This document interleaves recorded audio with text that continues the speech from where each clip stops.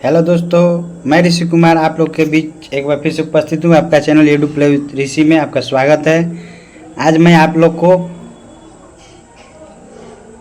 Polity के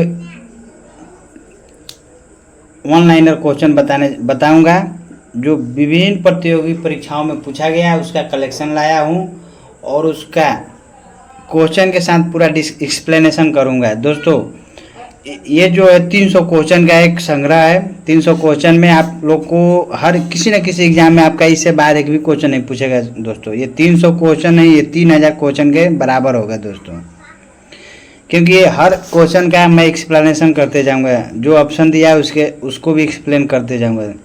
ठीक है। पॉलिटी का जो है यानी हमारा संविधान एवं राज्य व्यवस्था जिसको हम बोलते हैं, हमारा संविधान एवं राज्य व्यवस्था का टॉप 300 जो क्वेश्चन है MCQ क्वेश्चन आंसर के साथ आपका डिस्कशन कराऊंगा।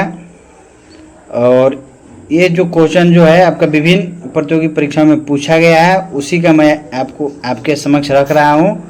और ये जो है कलेक्शन मैं रुक्मिणी पब्लिकेशन से लिया हूँ।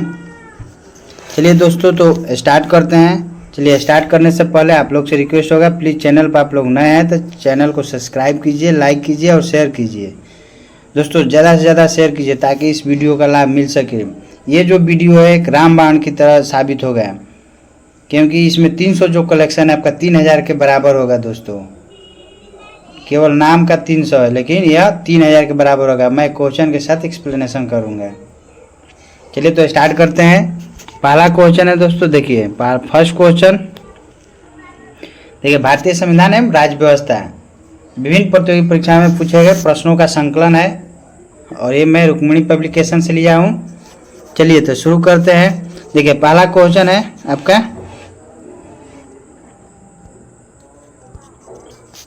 देखिए फर्स्ट क्वेश्चन क्या है, भारत के संविधान की उद्देशिका के बारे में कौन कौन सा स्टेटमेंट सही है। ठीक है, भारत की उद्देशिका के बारे में यानी प्रीएम्बल्स के बारे में फर्स्ट स्टेटमेंट कह रहा है कि उद्देशिका स्वयं न्यायालय में परिवर्तनीय नहीं है। दूसरा, उद्देशिका उन उद्देश्यों को बताती है जिन्हें संविधान स्थापित करना और आगे बढ़ाना चाहता है।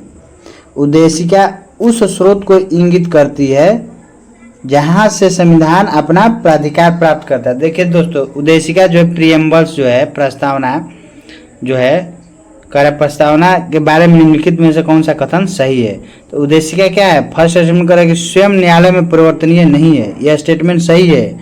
उद्देशिका जो है न्यायालय में परिवर्तनीय नहीं है। दूसरा स्टेटमेंट क्या है, उद्देशिका उन उद्देश्यों को बताती है जिन्हें संविधान स्थापित करना और आगे बढ़ाना चाहता है, ये भी स्टेटमेंट आपका सही है। तीसरा स्टेटमेंट क्या है, उद्देशिका उस स्रोत को इंगित करती है जहां से संविधान अपना अधिकार प्राप्त करता है, ये भी क्या है स्टेटमेंट। तीनों स्टेटमेंट क्या है, सही है। तो इसका ऑप्शन क्या हो जाएगा, ए ऑप्शन हो जाएगा। 1 2 3। देखिए, प्रस्तावना को जो हम क्या बोलते हैं, हमारे संविधान की आत्मा और हृदय है। प्रस्तावना को हम लोग क्या बोलते हैं, हमारे संविधान की आत्मा और हृदय है। प्रस्तावना संविधान का दर्शन भी है। ठीक है, प्रस्तावना क्या है, संविधान का दर्शन है। अब देखिए, तो ये जो है आपका प्रस्तावना जो है उद्देशिका आप लोग कहाँ से लिया गया है दोस्तों, याद है। उद्देशिका की जो भाषा है प्रीएम्बल्स का कहाँ से, किस संविधान से लिया गया है, ऑस्ट्रेलिया के संविधान से लिया गया है। और प्रस्तावना जो है संविधान सभा में कब पेश किया गया था और किसके द्वारा, तब पहली बार 13 दिसंबर 1946 को कब किया गया था, 13 दिसंबर 1946 किसके द्वारा प्रथम बार संविधान सभा में प्रस्तावना को पेश किया गया था, जिसको हम लोग क्या बोलते हैं, उसको उद्देश्य प्रस्ताव भी बोलते हैं। ठीक है, 13 दिसंबर 1946 को पेश किया गया था किसके द्वारा, जवाहरलाल नेहरू द्वारा, JL नेहरू द्वारा। ठीक है, फर्स्ट बार पेश किया गया था प्रस्तावना को, जिसको हम लोग उद्देश्य प्रस्ताव भी बोलते हैं, 13 दिसंबर 1946 से डेट को याद रखिएगा दोस्तों। और स्वीकार कब किया गया, स्वीकार किया गया था कब, तो 22 जनवरी 1947 को। कब किया गया था, 22 जनवरी 1947। याद रखिएगा दोस्तों, संविधान के प्रस्तावना को पहली बार संविधान सभा में पेश किया गया 13 दिसंबर 1946 को जवाहरलाल नेहरू द्वारा, और स्वीकार कब किया गया था, 22 जनवरी 1947 को। कब स्वीकार किया गया? 22 जनवरी 1947 को। प्रस्तावना को संविधान की आत्मा और हृदय भी कहते हैं। और ये प्रस्तावना की जो भाषा है कहाँ से लिया गया है? ऑस्ट्रेलिया के संविधान से। क्लियर है दोस्तों? First question. चलिए अब अगला क्वेश्चन देखते हैं। सेकंड क्वेश्चन कह रहे संविधान सभा में उद्देश्य प्रस्ताव प्रस्तुत किया गया। देखिए अगला क्वेश्चन वही है, संविधान सभा में उद्देश्य प्रस्ताव कब प्रस्तुत किया गया? क्या बताए थे? 13 दिसंबर 1946। अभी जस्ट बताए दोस्तों ना कि संविधान की जो प्रस्तावना है उसको पहली बार जवाहरलाल नेहरू ने 13 दिसंबर 1946 को पेश किए थे और 22 जनवरी 1947 को संविधान सभा द्वारा स्वीकार किया गया था। क्लियर है? और ये जो संविधान सभा इसको उद्देश्य प्रस्ताव के नाम से पेश किया गया था। ठीक है, किसके द्वारा प्रस्तुत जो किया गया तो उद्देश्य प्रस्ताव के नाम से जवाहरलाल नेहरू द्वारा। उद्देश्य प्रस्ताव जो है जिसको हम लोग क्या बोलते हैं? उद्देशिका बोलते हैं, प्रियम्बल्स बोलते हैं। ठीक है, जिसको प्रस्तावना भी कह सकते हैं। ठीक है, तो देखिए उद्देश्य प्रस्ताव जो है आपका संविधान के क्या है? कुंजी भी कहा जाता है। प्रस्तावना को हम लोग क्या बोलते हैं? संविधान का कुंजी। क्लियर है? ये सब पॉइंट याद कर दीजिएगा दोस्तों। देखिए एक क्वेश्चन से हम कितना आपको बताते जा रहे हैं, आप ध्यान से सुनिए और याद करते जाइएगा। अगर एक बार नहीं होता आप वीडियो को 2 से 3 बार देखिए, आपका एकदम 100% याद होगा और इससे बाहर एक भी क्वेश्चन नहीं आपका आएगा। ये जो हम क्वेश्चन का कलेक्शन है ये हर एग्जाम में किसी न किसी एग्जाम में पूछा हुआ है। चलिए आगे बढ़ते हैं। क्या बता रहे थे कि दूसरा क्वेश्चन क्या था? उद्देश्य प्रस्ताव प्रस्तुत किया गया था 13 दिसंबर 1946 को। उद्देश्य प्रस्ताव को संविधान का दर्शन एवं आत्मा भी कहते हैं या संविधान का कुंजी भी कहते हैं। क्या बोलते हैं? कुंजी। ठीक है, संविधान का कुंजी भी बोलते हैं। और भारतीय संविधान प्रस्तावना में क्या है? देखिए प्रस्तावना याद है आप लोग को? तो पहला शब्द होता है हम भारत के लोग, यहाँ से स्टार्ट होता है we the people of India. ठीक है, हम भारत के लोग। ठीक है, यहाँ से स्टार्ट होता है। अब प्रस्तावना का सिर्फ एक चीज और याद रखिएगा, प्रस्तावना को केवल एक बार संशोधन किया गया है। कब किया गया है? याद है? 42वां संशोधन 1976 में जो हुआ था उसी समय संबंध पूछता है कि प्रस्तावना का माने संशोधन हुआ है। तो एक बार क्या है? प्रस्तावना का जो है संशोधन हुआ है। कब? 42वां संविधान संशोधन द्वारा। दोस्तों याद रखिएगा प्रस्तावना का पहली बार संशोधन कब हुआ? 42वां जो संविधान संशोधन है 1976 द्वारा। इसी संविधान संशोधन में प्रस्तावना का अभी एक ही बार संशोधन हुआ है, वहीं 42वां संशोधन में। और इसमें क्या किया गया था? 3 शब्द जोड़ा गया था। 3 गो शब्द जोड़ा गया था। कौन कौन? धर्मनिरपेक्ष, समाजवादी और अखंडता। कौन कौन शब्द जोड़ा गया था? समाजवादी, धर्मनिरपेक्ष और अखंडता। 3 शब्द जोड़ा गया था संविधान की प्रस्तावना में। क्लियर है? संविधान की प्रस्तावना में 3 शब्द जोड़ा गया था। कौन कौन? समाजवादी, धर्मनिरपेक्ष, अखंडता। और ये हमारी प्रस्तावना को एक बार ही केवल संशोधन किया गया है 42वां संशोधन 1976 में। यहाँ तक क्लियर है? और जो प्रस्तावना है बताएं अभी कि प्रस्तावना की भाषा जो है ऑस्ट्रेलिया के संविधान से लिया गया है, लेकिन प्रस्तावना जो लिया गया कहाँ से? अमेरिका से। ठीक है, अमेरिका के संविधान से अपनाया गया है। यहाँ तक क्लियर? चलिए अगला क्वेश्चन हम लोग बढ़ते हैं। संविधान सभा का प्रथम अध्यक्ष कौन है? देखिए संविधान सभा का प्रथम अध्यक्ष कौन है? तो क्या पूछ रहा है? संविधान सभा का प्रथम अध्यक्ष कौन है? सच्चिदानंद सिन्हा हुए थे जो अस्थायी थे। प्रथम अध्यक्ष क्या थे? कौन थे? तो सच्चिदानंद सिन्हा। लेकिन यही पूछ देता कि संविधान सभा का प्रथम अस्थायी अध्यक्ष तो डॉक्टर राजेंद्र प्रसाद। तो दोस्तों देखिए संविधान सभा का प्रथम अध्यक्ष कौन है? इसका आंसर क्या हो जाएगा? सच्चिदानंद सिन्हा। तो संविधान सभा का गठन जो हुआ था कब हुआ था? नवंबर 1946 ईस्वी में। याद रखिएगा डेट। संविधान सभा का गठन कब हुआ था? नवंबर 1946 में। और पहली बैठक कब हुआ था? पहली बैठक जो हुआ था 9 दिसंबर 1946 को। देखिए संविधान सभा का गठन नवंबर 1946 में हुआ। संविधान सभा का पहली बैठक 9 दिसंबर 1946 को हुई थी। और इसी दिन जो जिस दिन इसका पहली बैठक हुआ था 9 दिसंबर को, उसी दिन अस्थायी अध्यक्ष के तौर पर सच्चिदानंद सिन्हा को चुना गया था। ठीक है, और संविधान सभा का जस्ट अगला बैठक यानी दूसरा बैठक कब हुआ था? पहला बैठक 9 दिसंबर 1946 को, दूसरा बैठक जो हुआ था 11 दिसंबर 1946 को हुआ था। ठीक है, दूसरा बैठक 1946 को। और इस बैठक में क्या था? राजेंद्र प्रसाद को अस्थाई अध्यक्ष चुना गया था। ठीक है, अस्थाई अध्यक्ष कौन थे? राजेंद्र प्रसाद। जो दूसरा बैठक हुआ था संविधान सभा का 11 दिसंबर 1946 को, उसी समय चुना गया था। ठीक है ना। और देखिए हाँ, एक चीज याद रखिएगा, अस्थाई अध्यक्ष तो सबको पता है किसको चुना गया था? डॉक्टर राजेंद्र प्रसाद को। लेकिन और अस्थाई उपाध्यक्ष किसको चुना गया था? अस्थाई उपाध्यक्ष हरिश्चंद्र मुखर्जी और बीटी कृष्णाचारी को चुना गया था। क्लियर है? हरिश्चंद्र मुखर्जी और बीटी कृष्णाचारी को चुना गया था। क्या चीज? अस्थाई उपाध्यक्ष। और उसी समय भीमराव अंबेडकर जो थे, ये भी याद रखिएगा, प्रारूप समिति के अध्यक्ष थे के भीमराव अंबेडकर। और हमारे संविधान बनाने में कितना समय लगा था? 2 वर्ष 11 माह और 18 दिन। ठीक है, 2 वर्ष 11 माह 18 दिन समय लगा था। भारतीय संविधान को क्या बोला जाता है? वकीलों का स्वर्ग बोला जाता है। ठीक है, भारतीय संविधान को हम क्या बोलते हैं? वकीलों का स्वर्ग बोलते हैं। ये स्टेटमेंट याद रखिएगा दोस्तों। ठीक है, भारतीय संविधान को हम क्या बोलते हैं? वकीलों का स्वर्ग बोलते हैं। चलिए अगला क्वेश्चन, नेक्स्ट क्वेश्चन है 4 नंबर देखते हैं।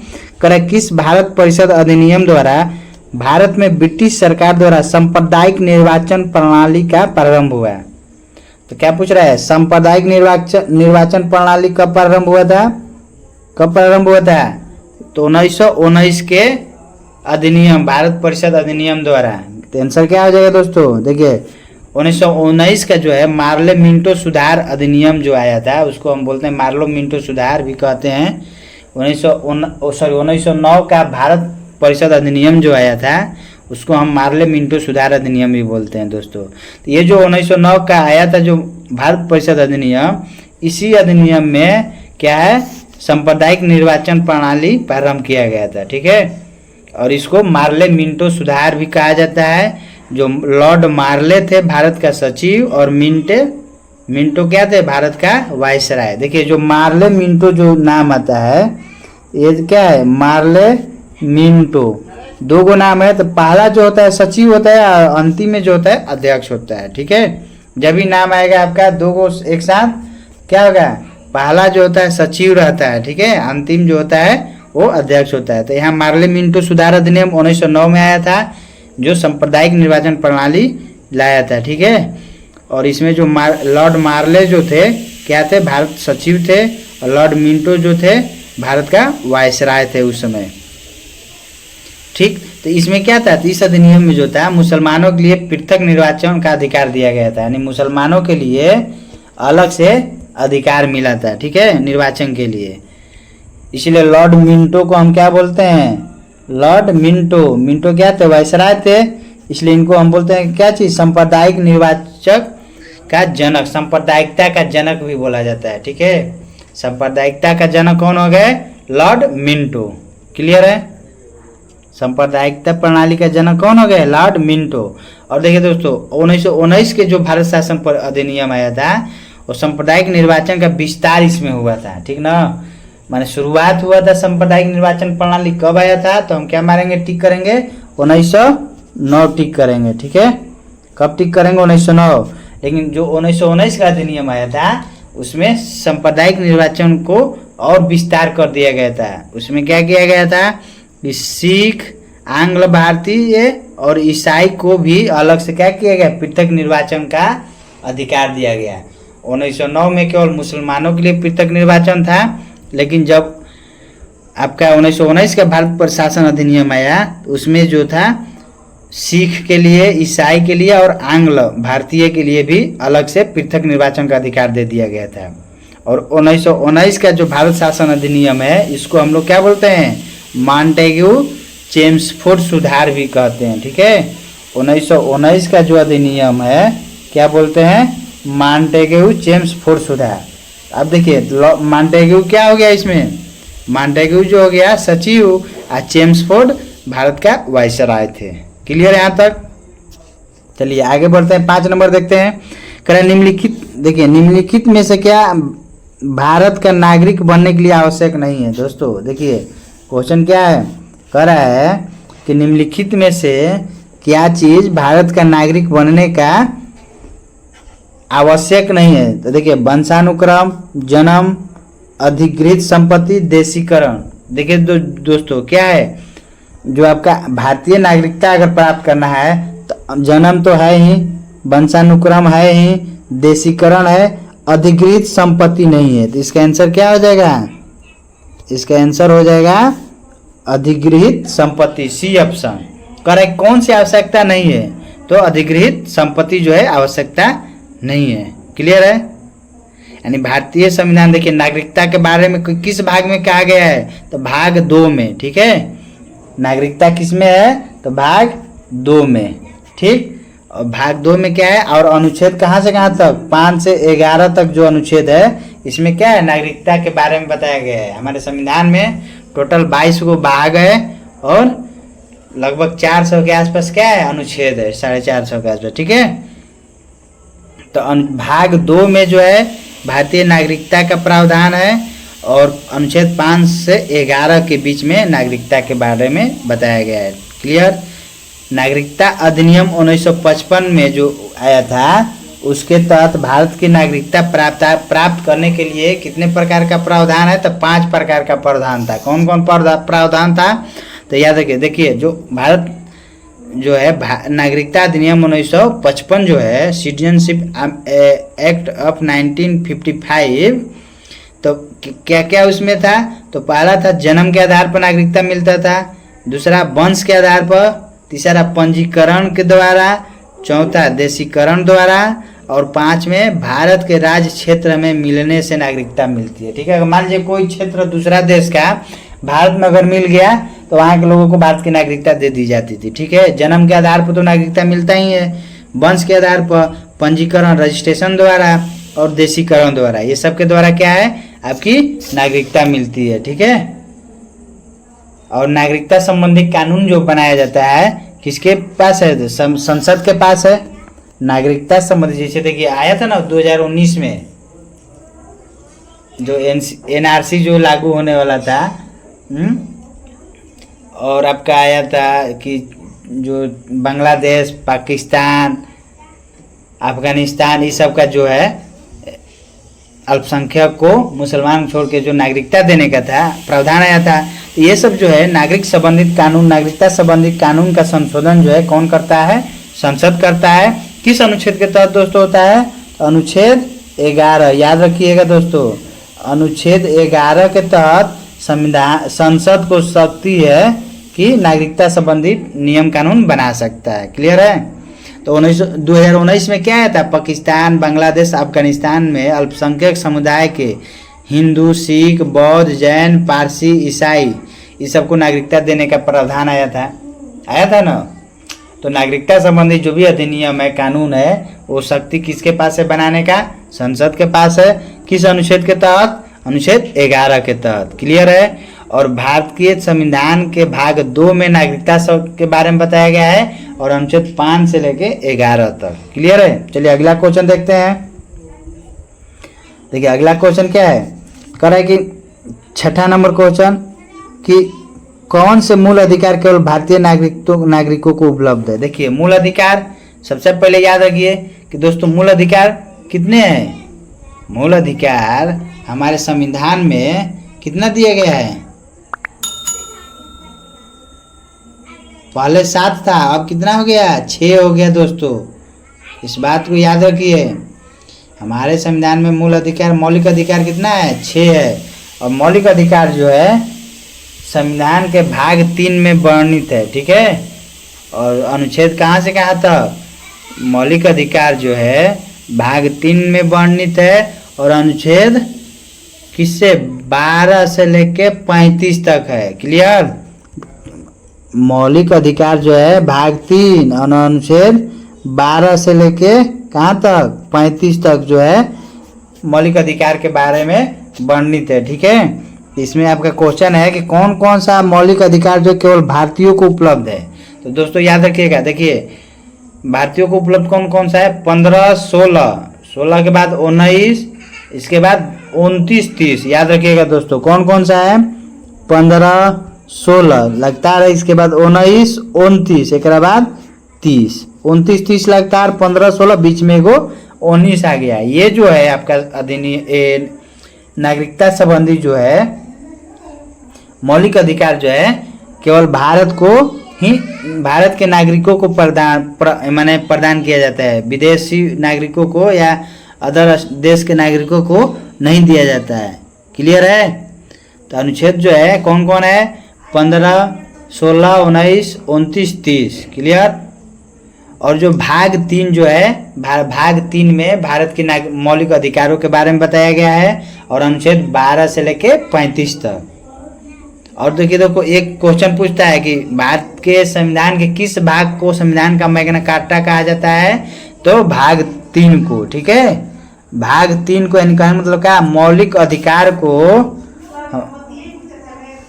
यानी मौलिक अधिकार को हम लोग क्या बोलते हैं, संविधान का मैग्ना कार्टा। याद रखिएगा दोस्तों, मौलिक अधिकार को हम लोग क्या बोलते हैं, संविधान का मैग्ना कार्टा बोलते हैं। ठीक है, और भाग 3 में मौलिक अधिकार बताया गया है। मौलिक अधिकार दोस्तों भारत के, अमेरिका के संविधान से लिया गया है, इस बात को याद रखिएगा। मौलिक अधिकार जो है कहाँ से लिया गया है, अमेरिका के संविधान से लिया गया है। चलिए अगला क्वेश्चन देखते हैं हम लोग, क्या है, भारत का कोई नागरिक अपनी नागरिकता खो देगा यदि वह, यानी भारत का 7 नंबर क्वेश्चन दोस्तों, देखिए भारत कह रहा है कि भारत का नागरिक अपनी नागरिकता खो देगा यदि वह, पहला भारतीय नागरिकता का परित्याग करता है, दूसरा क्या है, स्वेच्छा से किसी अन्य देश की नागरिकता प्राप्त करता है, किसी अन्य देश के नागरिक से विवाह करता है, या सरकार की आलोचना करता है। तो इसमें कौन कौन सा आंसर हो जाएगा दोस्तों, तो देखिए अगर कोई भी भारतीय है उसकी नागरिकता को परित्याग किया जाएगा, यानी नागरिकता अपना खो देगा, कब, जब वह क्या होगा, जब वह अपने स्वयं इच्छा से भारत के नागरिकता को त्याग करता है, और दूसरी बात कि वह किसी दूसरे देश की नागरिकता प्राप्त कर लेता है, तो भारत की नागरिकता ऑटोमेटिक क्या होता है, उसका खत्म हो जाता है। ठीक है, तो भारत की नागरिकता को त्याग, अगर स्वयं खुद त्याग करता है तो उसकी भारतीय नागरिकता खत्म हो जाएगी, या किसी दूसरे देश की नागरिकता, अगर कोई व्यक्ति, भारतीय व्यक्ति किसी दूसरे देश की नागरिकता अगर प्राप्त करता है तो भारत की नागरिकता स्वयं खत्म हो जाती है। तो इसका आंसर क्या हो जाएगा, 1 और 2 स्टेटमेंट केवल क्या है, सही है। क्लियर है? अभी हम बताएं नागरिकता जो है भारत संविधान के भाग 2 में है, 5 से 11, अनुच्छेद 5 से 11 में है। क्लियर है? और अनुच्छेद 9 में दोस्तों याद रखिएगा, अनुच्छेद 9 में जो है नागरिकता खोने से संबंधित प्रावधान है। ठीक है, भारत के अनुच्छेद 9 में नागरिकता खोने के संबंधित प्रावधान है। ठीक, कब कब आप नागरिकता खो सकते हैं बता दिए। पहला क्या है, वह स्वयं अपनी नागरिकता को त्याग करता है, दूसरा क्या, वह किसी दूसरे देश की नागरिकता को ग्रहण करता है, या वह देशद्रोही साबित हो जाए तो भारत की नागरिकता उसकी समाप्त हो जाती है। ठीक है, एक क्वेश्चन पूछता है कि भारत में कैसी नागरिकता है। याद रखिएगा दोस्तों, भारत में एकल नागरिकता है। ठीक है, यानी एक ही नागरिकता है, एकल नागरिकता। और दोहरी नागरिकता कहाँ है, अमेरिका में। क्लियर? भारत में क्या है, एकल नागरिकता है। एकल नागरिकता का प्रावधान कहाँ से लिया गया है, तो ब्रिटेन के संविधान से लिया गया। ठीक है, ब्रिटेन से लिया गया है। एकहरी नागरिकता जो है, एकल नागरिकता कहाँ से लिया गया है, ब्रिटेन से लिया गया है। क्लियर? और दोहरी नागरिकता अमेरिका से लिया गया है, अमेरिका का है। ठीक है, भारत में कैसी नागरिकता है, तो एकल नागरिकता है। अनुच्छेद 9 में क्या है, नागरिकता खोने से संबंधित प्रावधान है। और अनुच्छेद 11 बताए थे क्या है, कि नागरिकता संबंधित नियम कानून बनाने के शक्ति जो है संसद को दी गई है। और अनुच्छेद 10 क्या है, तो अनुच्छेद 10 में नागरिकता के अधिकारों के बने रहने का प्रावधान है। नागरिकता के अधिकारों का बने रहने का प्रावधान है। क्लियर है यहाँ तक? चलिए अगला क्वेश्चन हम लोग देखते हैं। 8 नंबर क्वेश्चन क्या कर रहा है, भारतीय संविधान के 44वें अनुच्छेद के अनुसार समान संहिता की परिकल्पना निम्नलिखित में से किनके लिए है। कह रहा है कि जो भारतीय संविधान के 44वें अनुच्छेद, देखिए समान नागरिक संहिता यूनिफॉर्म सिविल कोड जो है अनुच्छेद 44 से वर्णित है ना। यूनिफॉर्म सिविल कोड जो है क्या है, अनुच्छेद 44 में वर्णित है। तो कह रहे निम्नलिखित में से किसके लिए है, तो यह जो है यूनिफॉर्म सिविल कोड भारत के नागरिकों के लिए है। क्लियर है, यूनिफॉर्म सिविल कोड किसके लिए है, यूसीसी जो अनुच्छेद 44 में वर्णित है वह किसके लिए है, समान नागरिक संहिता भारत के नागरिकों के लिए है। समझ में क्लियर। तो यूनिफॉर्म सिविल कोड जो है संविधान के भाग 4 में, याद रखिएगा जो समान नागरिक संहिता है किसमें है, भाग 4 में है। क्लियर। और भाग 4 जो है क्या, नीति निर्देशक तत्व। तो समान नागरिक संहिता जो है नीति निर्देशक तत्व में ही आता है। ठीक है।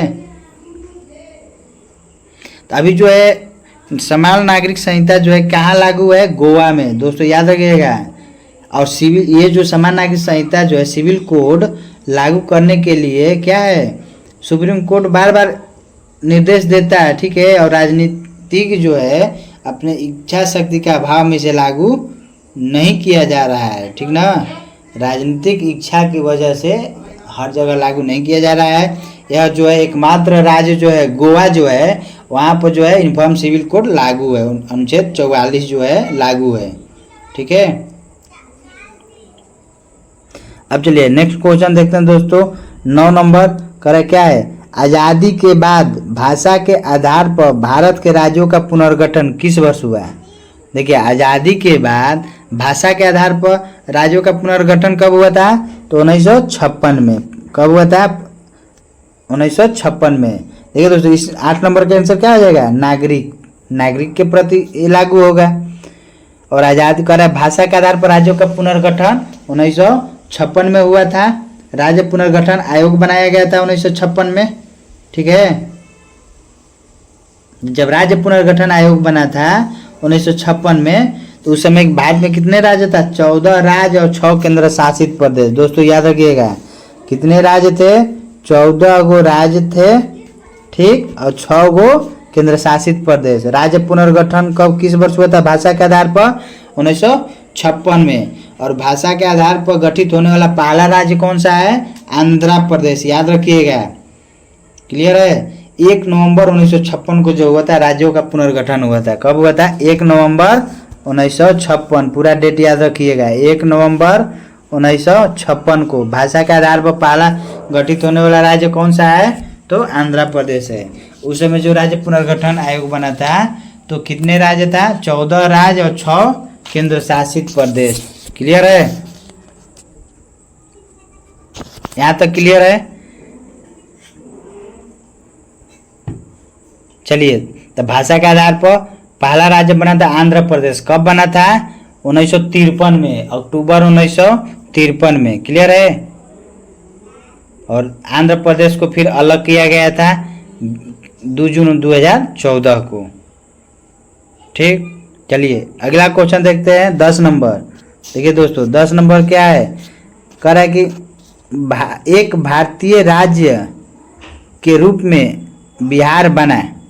भारतीय राज्य के रूप में बिहार कब बना, तो 1912। डेट याद रखिएगा दोस्तों। बिहार का गठन जो हुआ था एक भारतीय राज्य के रूप में 1912 में।